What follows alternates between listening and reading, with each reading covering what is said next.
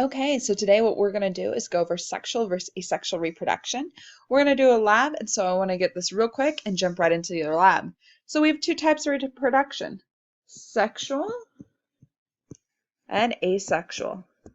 Okay, I'm guessing if I asked you what smaller word do you see in there, you're really quickly going to see this one right here, sex.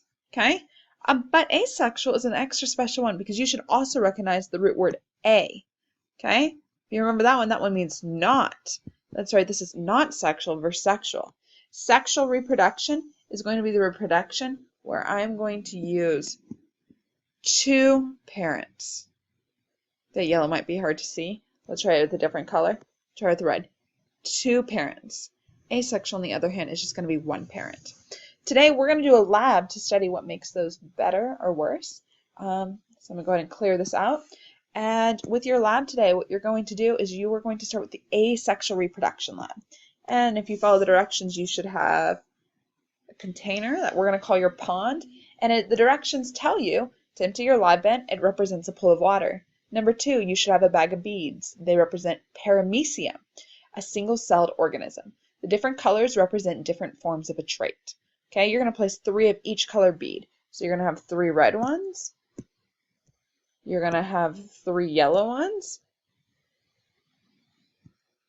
You're going to have 3 blue ones. And you're going to have 3 green ones. Okay.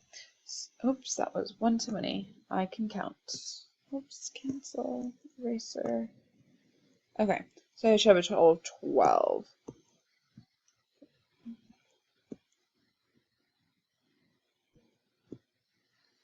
There's 1, 2, 3, 4, 5, 6, 7, 8, 9, 10, 11, 12.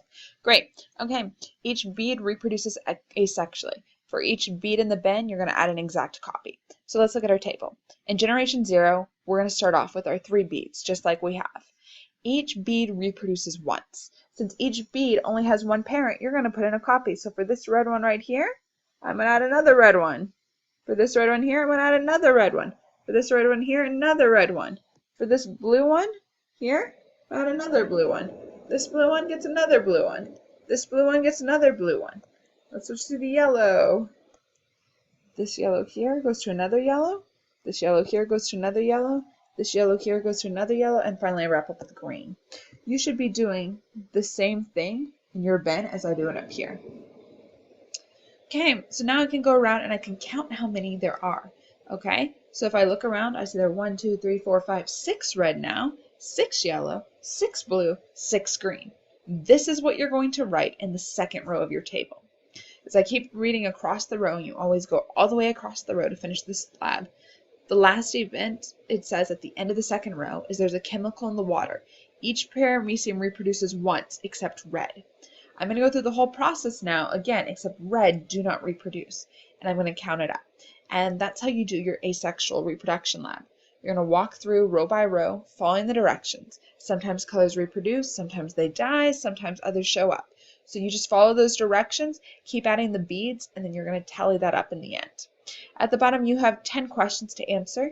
You can go ahead and start answering those now or hold off and move on to the sexual reproduction lab. Good luck!